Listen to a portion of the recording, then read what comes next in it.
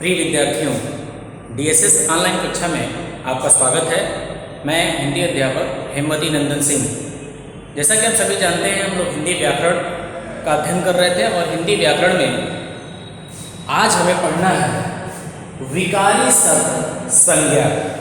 इसके पहले हमने समास पढ़ा था, संधि पढ़ा था।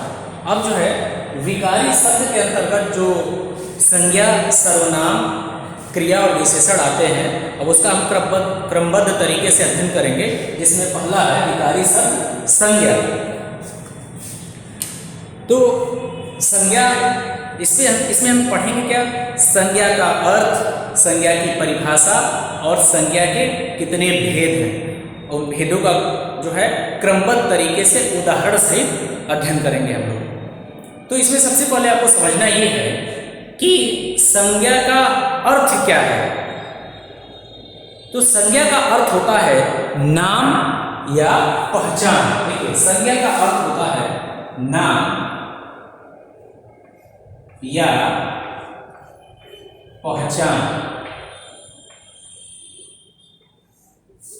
जिससे किसी वस्तु, व्यक्ति, स्थान या भाव का नाम निर्धारित हो या फिर उसकी हम पहचान उससे करें, उस नाम से, तो उसको हम संज्ञा कहेंगे। या यूँ कह लें, जब इसकी हम परिभाषा लिखेंगे तो क्रमबद्ध और व्यवस्थित क्रम में, कि संज्ञा की परिभाषा ये हो जाएगी कि जिससे किसी वस्तु, व्यक्ति, स्थान या भाव का बोध होता है, उसे हम संज्ञा कहते हैं। या ऐसे शब्द जिससे किसी वस्तु, व्यक्ति, स्थान या भाव का बोध होता है या ज्ञान होता है, तो उसे हम क्या कहते हैं? ऐसे शब्दों को क्या कहते हैं? संज्ञा कहते हैं। देखिए, परिभाषा मैंने यहाँ पे लिखा हुआ है कि किसी वस्तु, व्यक्ति, स्थान या भाव के नाम को संज्ञा कहते हैं। ठीक है, किसी वस्तु, व्यक्ति, स्थान या भाव के नाम को संज्ञा कहते हैं। जैसे अब वस्तु में क्या है, जितनी भी वस्तुएं हैं वो सभी आ जाएंगी। जैसे अपने पठन पाठन से संबंधित ले लीजिए तो पुस्तक, कलम, ठीक है, रबर इत्यादि, ये सब जो वस्तुएं हैं। और व्यक्ति के नाम में किसी का भी नाम आ सकता है, रमेश, सुरेश, कमलेश, सचिन, विराट, ठीक है, इत्यादि ये सभी। अब इसके बाद स्थान का नाम, तो कहीं का भी स्थान, जैसे दिल्ली, लखनऊ, इलाहाबाद, कानपुर, देवरिया भी आ जाएगा। ठीक है, और उसके बाद से अगला जो है भाव के नाम, भाव यानी जैसे बुढ़ापा, बचपन, ठीक है, खेल भी आ सकता है, खेल। और इसमें मैंने लिखा थकान, ये जो है भावों को दिखाता है। भाव अर्थात जिसे हम महसूस करते हैं, स्पर्श नहीं कर सकते हैं। ठीक है, तो ये हो गया संज्ञा की परिभाषा। अब इसके बाद जो है संज्ञा के भेद। तो संज्ञा के, याद रखिएगा, आपकी पुस्तक में कहीं कहीं दिया हुआ है, किसी पुस्तक में दिया हुआ कि संज्ञा के मुख्यतः 3 भेद हैं। तो हाँ, पहले जो है संज्ञा के मुख्यतः 3 भेद अभी भी कहीं कहीं माना जाता है, जिसमें दिया होगा व्यक्तिवाचक संज्ञा, जातिवाचक संज्ञा और भाववाचक संज्ञा। लेकिन इसी जातिवाचक संज्ञा को ही अन्य और 2 विभाजन इसका कर दिया गया, जिसमें जो है समुदायवाचक संज्ञा और द्रव्यवाचक संज्ञा को समाहित किया गया है। लेकिन अब उन दोनों संज्ञाओं को जो इसकी उप विभाजन के अंतर्गत रखा गया था, उनको अलग महत्व दिया जाता है, अलग कर दिया गया है। तो इस प्रकार संज्ञा के 5 भेद होते हैं। इसमें पहला व्यक्तिवाचक संज्ञा, दूसरा जातिवाचक संज्ञा, तीसरा भाववाचक संज्ञा, चौथा समूह या समुदायवाचक संज्ञा, और 5वां जो है द्रव्यवाचक संज्ञा। अब जो संज्ञा के भेद हैं, इनको क्रमबद्ध तरीके से हम लोग उदाहरण से पढ़ेंगे। इसमें पहला है व्यक्तिवाचक संज्ञा। देखिए, व्यक्तिवाचक संज्ञा नाम से स्पष्ट है, व्यक्तिवाचक यानी व्यक्ति का, किसी विशेष व्यक्ति, वस्तु या स्थान का बोध कराने वाले शब्दों को क्या कहते हैं? हम व्यक्तिवाचक संज्ञा कहते हैं, जो निश्चित रूप से किसी विशेष व्यक्ति, वस्तु या स्थान के नाम का बोध कराते हैं। ठीक है, जैसे यहां पे मान लीजिए मैंने लिख दिया रमेश, विराट, ठीक। अब ये क्या हो गया, व्यक्ति का बोध करा रहा है, यानी इस व्यक्ति से संबंध है, रमेश नामक जो व्यक्ति है उसका व्यक्तिगत रूप से बोध करा रहा है कि इस व्यक्ति यानी रमेश की बात हो रही है, विराट की बात हो रही है। और जैसे ताजमहल,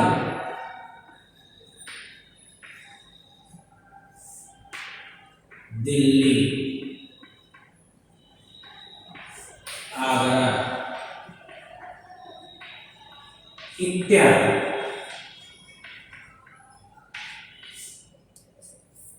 ये हो गया इसका उदाहरण।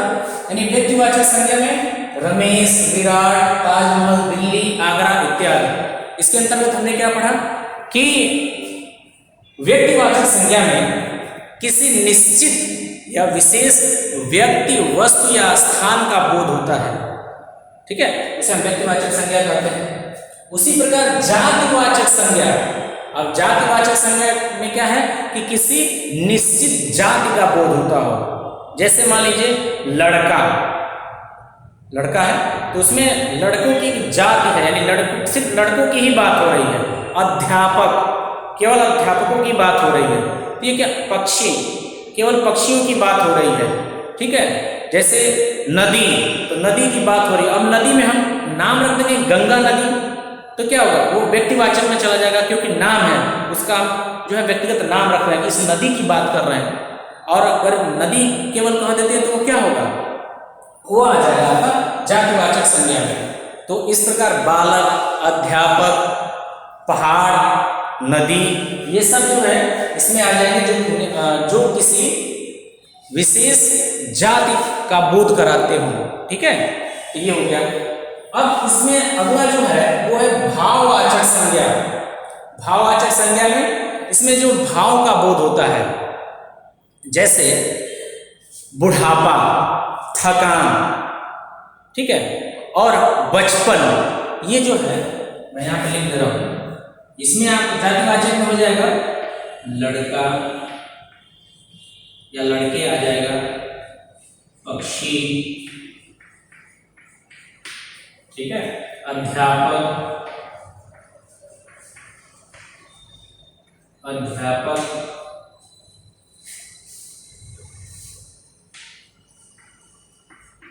नदी,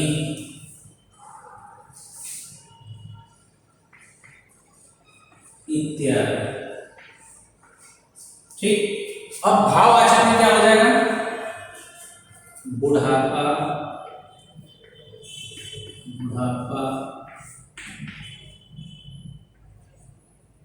खुशी,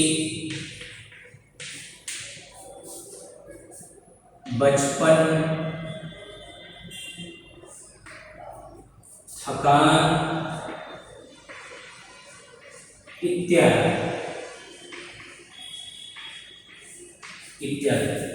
भाववाचक संज्ञा में बुढ़ापा, खुशी, बचपन, थकान इत्यादि। जातिवाचक में लड़के, पक्षी, अध्यापक, नदी इत्यादि। और व्यक्तिवाचक संज्ञा में रमेश, विराट, सुरेश, ताजमहल, दिल्ली, आगरा, किसी निश्चित व्यक्ति, वस्तु, स्थान का बोध जो कराता है।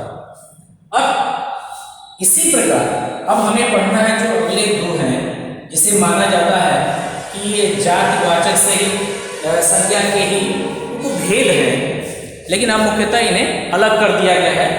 तो जिसमें चौथा है, यानी संज्ञा के भेद में तो चौथा है समूह या समुदायवाचक संज्ञा, यानी जिसमें समूह की बात हो, किसी निश्चित समूह की बात की जा रही है। जैसे उदाहरण के रूप में हम कह सकते हैं सेना, भीड़, जनता, परिवार,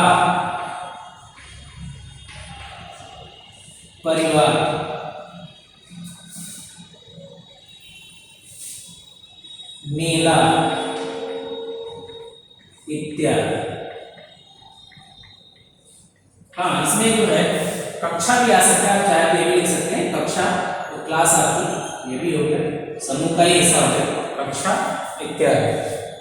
तो समूह या समुदायवाचक संज्ञा किसे कहते हैं, कि जिन शब्दों से किसी समूह का बोध हो या समूह का ज्ञान कराए उसे हम क्या कहते हैं, समुदायवाचक संज्ञा कहते हैं। जैसे सेना, अब सेना एक होगी नहीं, उसमें जो है समूह है, भीड़ है पूरी सैनिकों की।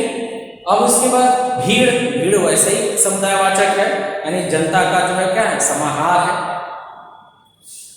हाँ, तो भीड़ हो गया लोगों की भीड़, या किसी जानवरों की भीड़ भी हो सकती है।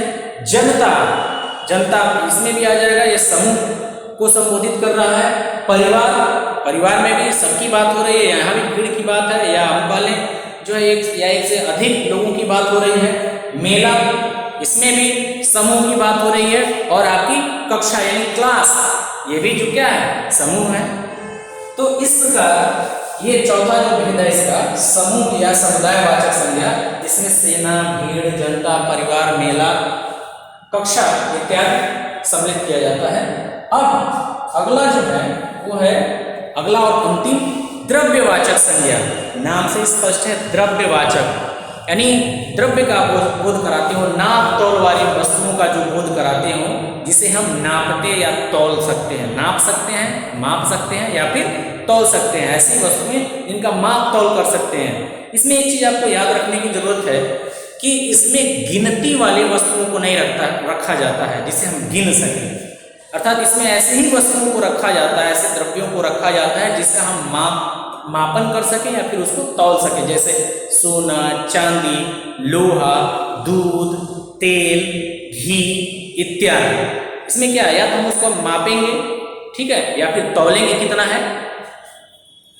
तो द्रव्यवाचक संज्ञा के अंतर्गत जो उदाहरण होंगे वो तांबा, सोना, चांदी, लोहा, घी, तेल, चीनी इत्यादि। ठीक है, अब इसके अंतर्गत ऐसी वस्तु या द्रव्यों को रखा गया है जिसका हम मापन कर सकते हैं, जिसका नाप तौल कर सकते हैं। संख्या से मतलब नहीं, यानी एक तांबा, एक सोना, एक चांदी नहीं करते हैं, उसको हम वजन करके लेते हैं। उसको जब भी आदान प्रदान उसका किया जाता है या क्रय विक्रय किया जाता है तो उसको तौला जाता है, चाहे तांबा, सोना, चांदी या लोहा। उसी प्रकार घी क्या है, अब एक या दो घी नहीं, अब वो वजन के हिसाब से उसका जो है हम क्रय विक्रय करते हैं। उसी प्रकार तेल और चीनी। तो ये था संज्ञा किसे कहते हैं, संज्ञा का अर्थ क्या होता है और संज्ञा के भेद कितने हैं, जिसमें आपने देखा कि संज्ञा के 6 भेद हैं। वैसे आपके बुक में दिया है कि संज्ञा के मुख्यतः 3 भेद हैं, फिर बाद में उसने जो है 2 ऐड किया हुआ है।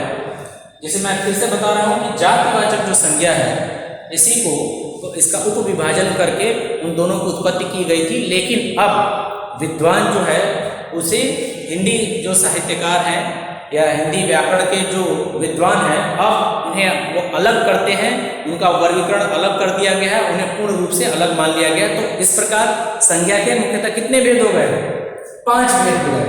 व्यक्तिवाचक संज्ञा, जातिवाचक संज्ञा, भाववाचक संज्ञा, समूह या समुदायवाचक संज्ञा और द्रव्यवाचक संज्ञा, जिसे हम लोगों ने क्रमबद्ध तरीके से पढ़ा, उदाहरण के साथ इसे पढ़ा गया और मैंने आपको समझाने की कोशिश की। उम्मीद है आपको अच्छे तरीके से समझ में आया होगा।